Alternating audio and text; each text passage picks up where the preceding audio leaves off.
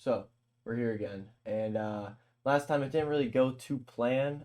We still came out with something good, but it wasn't mid tempo. It was house. So this time I'm gonna set a little bit of guidelines for me. I'm gonna try to make some more 1788L style stuff. So hopefully, with those boundaries set, I will keep the BPMs low. So yeah, let's get to it, I guess. So kind of I'm gonna do what I do to start out. I hop on the splice, find a kick that I like. Right, so this will be fine. I'll just go with this kick. Just quick, short. Yeah, sounds nice. It's a nice hit to it, I think. Yeah. So I'm just using the drum bus to shape it a tad bit. Cut out some of the transients. And like, boom. I think that sounds nice and snappy. That's gonna do what we need to do. Especially for 1780L. He has like a really nice cutout space between his kicks and basses, which makes them both very punchy. So let me just make sure the side chain's set up. So I'll just like draw a line down as a reference. Oh, a little bit more. That means that it's going to be all kick and all bass, right? Which is kind of what we're going for because we want a nice mix, right? So let's find a nice snare. Perfect. So yeah, he basically just uses like dubstep samples usually, but not dubstep, just lower BPM. Sure. So I'll probably just find a pack here, get an open hi-hat.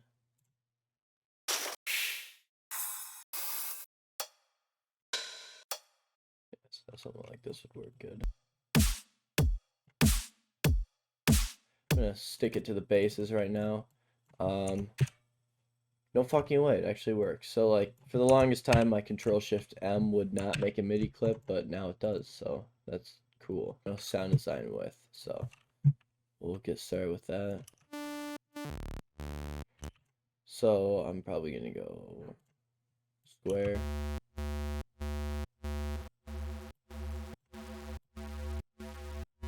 This is a lot of distortion, but you don't want too much at one stage and you don't want too little at one stage. It's kind of like a balance, which I'm not the best at because I like to just distort the shit out of everything. So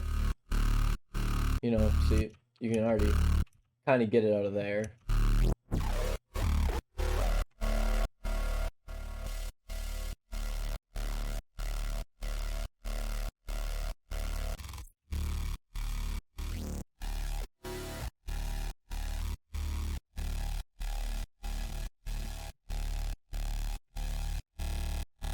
You can see the difference. If it's just mono, it doesn't feel as perceptively big. So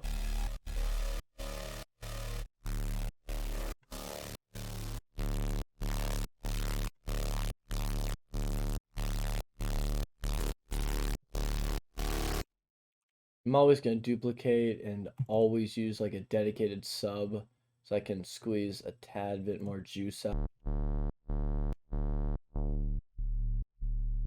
Right, just keep it like that. I don't need the rift. And I can be goofy, just boost that so you get some rumble and just cut it out of here. Then I'll probably add one for like a higher layer.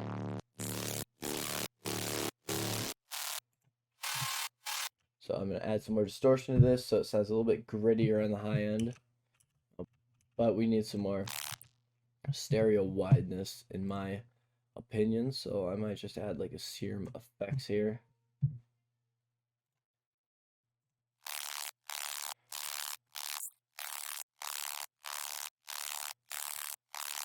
Yeah, that sounds very mono still. I don't think that's really, like, we can probably see. Oh, maybe it is high. That looks sick.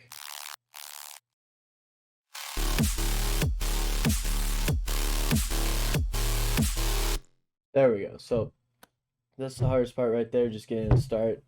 Once you get a start of something that sounds good, at least in my opinion, is much easier to finish the rest because you have one thing that sounds good, which means it's easier to root things off of that that will also sound good. So, I can make some more sustain basses, right? But I'll be like, oh, I don't feel like sustain right now. I'll make some plucks, right?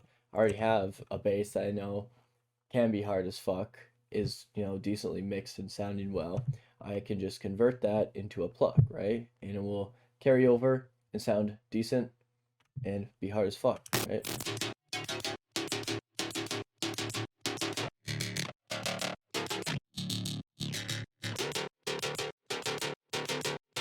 I want to add a layer to that, probably a lower one.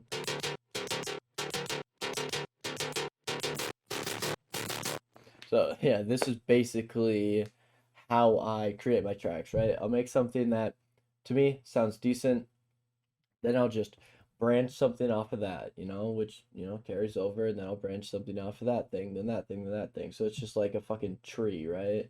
And just one thing, another thing, another thing, another thing, another thing. Rather than starting from scratch each time, which I find is very time inefficient. So, we're all about efficiency here, so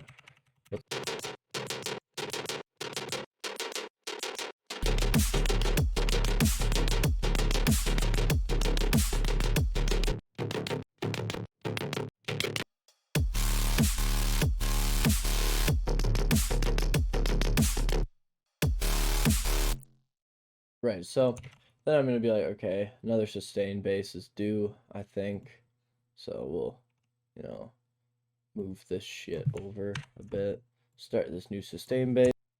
Beyond ridiculous.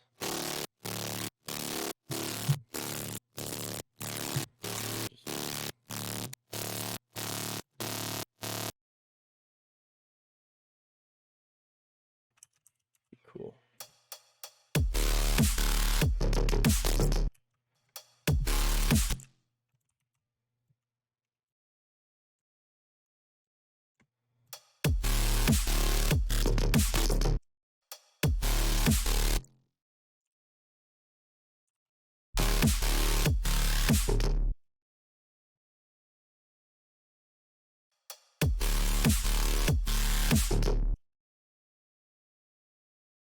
Right, so now I'll just start making some more sounds, probably some more plucks and shit.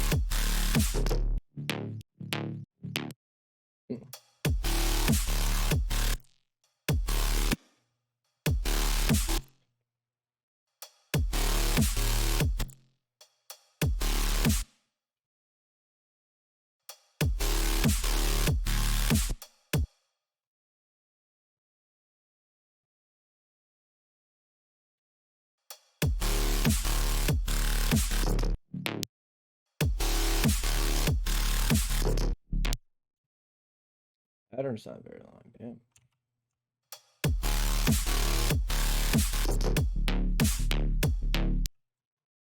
Right, and I know that's not gonna fit, but I'll still do some initial tweakage on it.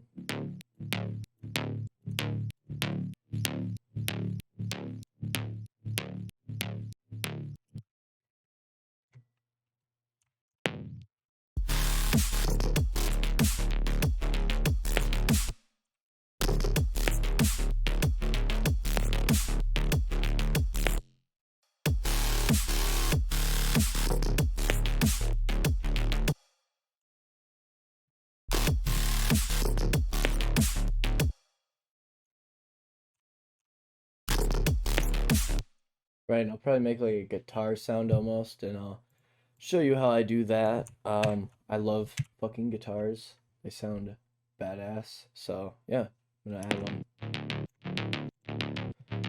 This sounds perfect right now. I might have to be careful with these OTTs because yeah, but I'll throw sucker on.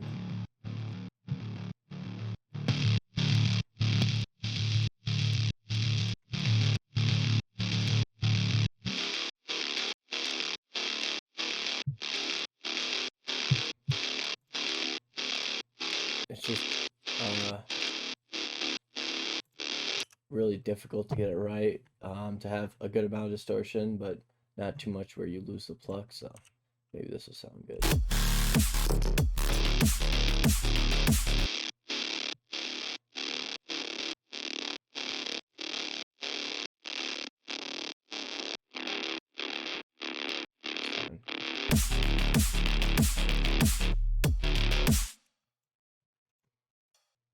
Ain't happening.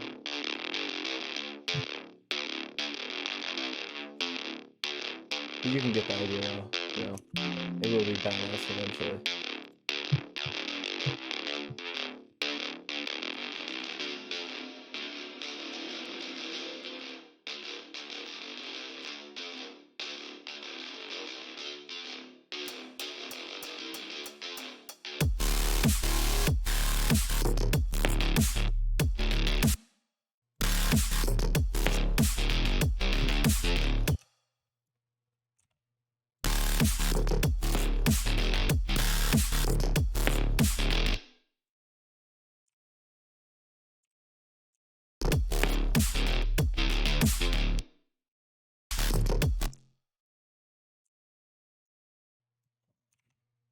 But do a little duplication action so we can have one that's hard, one that's soft. Because we're gonna do some reverb, you know, in here obviously. So you do a little.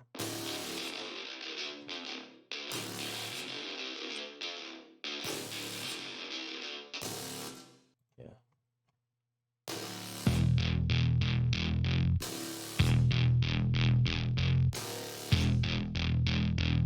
Okay, that sounds fucking stupid.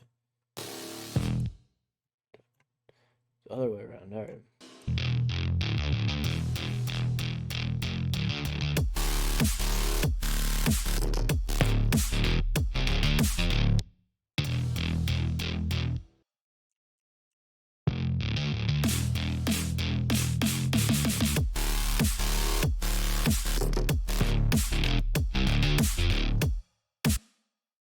Yeah, this is sounding good. Just gonna do a little more minor tweakage. We've only been in here for like 30 minutes, so I'm pretty happy with the result.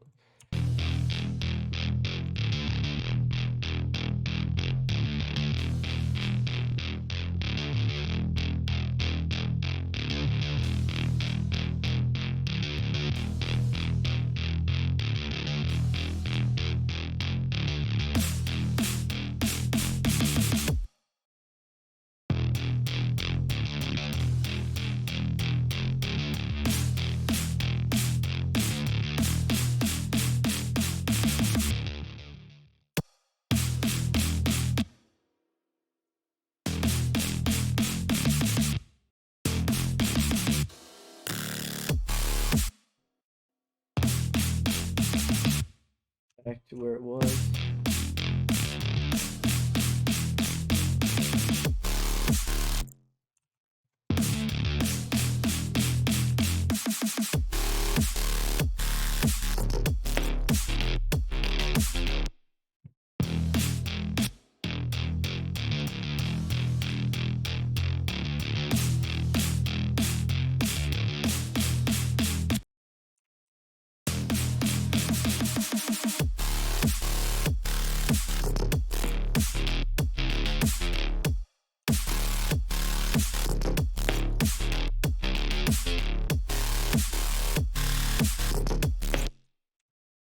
All right, so we did kind of what I was hoping for. We stuck to mid tempo. We are still at 95 BPM.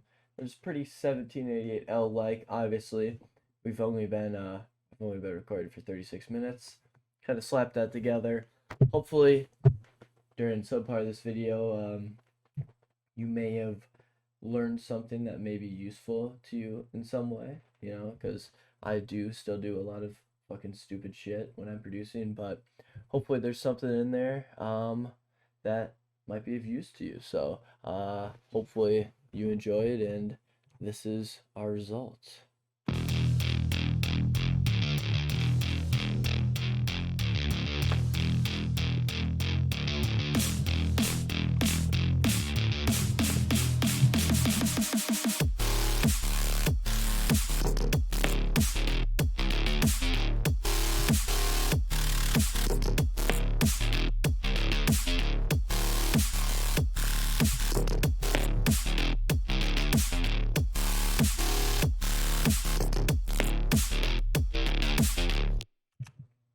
Sounds pretty good for not being really mixed. So obviously a little more touching up, a little more intro, better build, and we'd have a fucking track. So be great.